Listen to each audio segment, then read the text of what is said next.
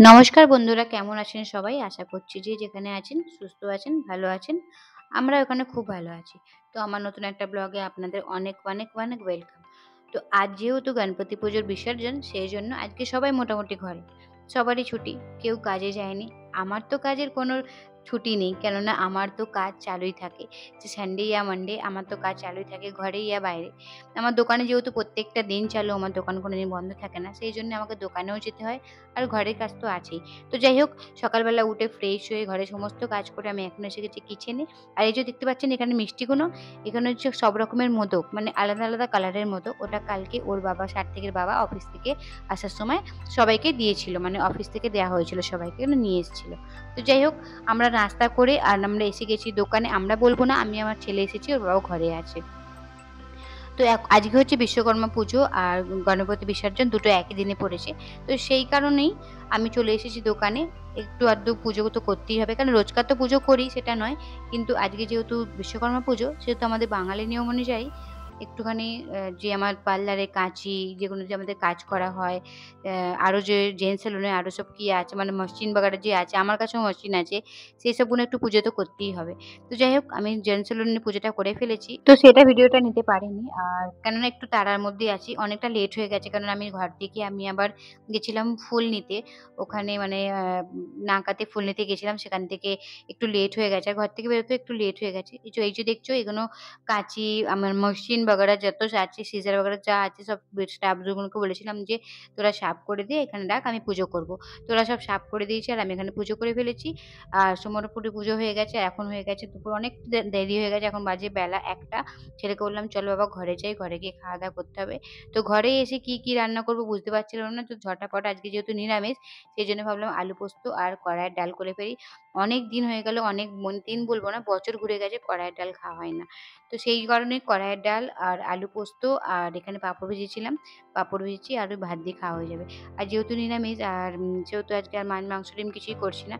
তো যাই হোক, সবাই খাওয়া-দাওয়া করে রেস্ট নিয়ে বাবু গেছিল টিউশনে। আর টিউশন থেকে আসতে, আসতে মোটামুটি 7:30 বেজে গেছে। টিউশন টিচারকে ফোন করেছিলেন একটু তাড়াতাড়ি করে ছেড়ে দেওয়ার জন্য। তো সেই কারণে টিউশন গিয়েছিল, একটুখানি তাড়াতাড়ি গিয়েছিল আজকে। আর 7:30 র মধ্যে সে চলে এসছে। আসার পর তার না খুব জোরে খিদে পেয়ে গেছে। তো আমি বললাম, "বাবু, এখন যেহেতু আমরা একটুখানি বেরোবো, আমরা একটুখানি গণপতি বিসর্জন দেখতে বেরোবো।" তো সেজন্য ওকে বললাম, "ঘরে কিছু বানিয়ে খাওয়াতে গেলে টাইম যাবে।" তো আমি ১ম এ বলেছিলাম, "দুধ বিস্কিট খেয়ে নে।" তোর বাবা বলল, "না, দরকার নেই, বাইরে কিছু খাইয়ে নেবে।" তো আমি বললাম যে, "ঠিক আছে, তাহলে চলো আজকের দিনটা ম্যানেজ করে নিই।" তো যাই হোক, বাইরে বেরিয়েছিলাম। তখন ও যেতে, যেতে একটা কেকের দোকান দেখতে পেয়ে বলল, "মা, আমাকে খিদে পেয়েছে।" আমি বললাম, "কি খাবি?" বলল যে, "আমি চিকেন প্যাটিস খাবো।" তো একটা চিকেন প্যাটিস আর একটা জলের বোতল নিলাম। সে খেয়ে নিল। খেয়ে এখন আমরা চলে এসেছি এই গণপতি বিসর্জন দেখতে যাচ্ছিলাম। তো এখানে যে গণপতিটা হয়েছে না, খুব বড় করে হয়েছে। এখানে প্রত্যেক বছরই খুব বড় করে হয়। আর দেখতে পাচ্ছ গণপতি বাপ্পাটা কত সুন্দর? খুব সুন্দর। আমাকে তো খুব ভালো লেগেছে। তো আমি গণপতি বাপ্পার কাছে একটাই প্রে করি যে, ভগবান সবাইকে সুস্থ রেখো, ভালো রেখো। প্রত্যেকটা বছরে যেন প্রত্যেকটা মানুষ এমনভাবে খুশি, খুশি দিন কাটাতে পারে। তোমার আশায়, তোমার মানে আগমনের আশায় যেন থাকে।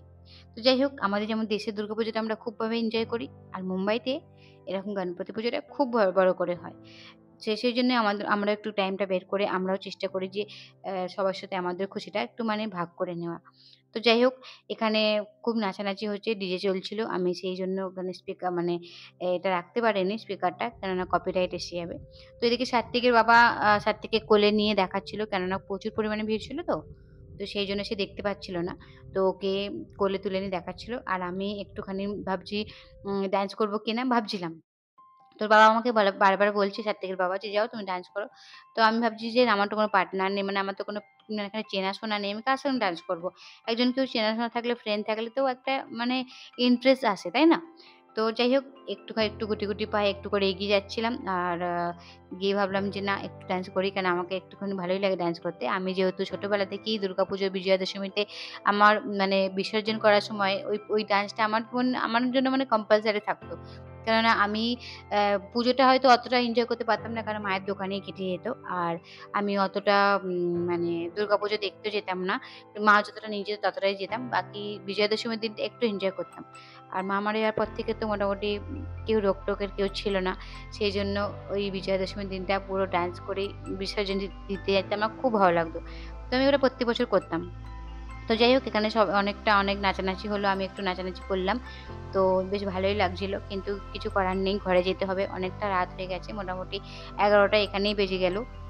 তো যাই হোক নাচানাচির পর আমরা ঘরে চলে আসছিলাম। তারপর ওর বাবা বলল কি, "বিসর্জন দেখতে যাবে নাকি আরেক জায়গায়? এখানে যে তালাবটা আছে বড়, মানে এখানে যে পুকুরটা আছে যেখানে বিসর্জন হয়, তো সেদিকে আসছিল।" আমি বললাম, "না যাবো না, আর ভালো লাগছে না। কারণ অনেকটা লেট হয়ে গেছে। আর সকালে যেহেতু ঘরে যে মানে সেই আবার টাইমে উঠতেই হবে। তো লেট করে আর কি লাভ? লেট করে গেলে পরে লেট করে আবার ঘরে গিয়ে খাওয়া-দাওয়া করতে হবে। শুতে লেট হয়ে যাবে।" তো সেজন্য আমি ওর বাবাকে বলছিলাম, "না যাবো না।" তবুও একবার বলল, "চলো ঘুরে আসি।" তো গাড়িটা এনে এদিকে ঘোরালো। তো আমি দেখলাম যে না, ল্যাবের ভেতরে খুব পরিমাণে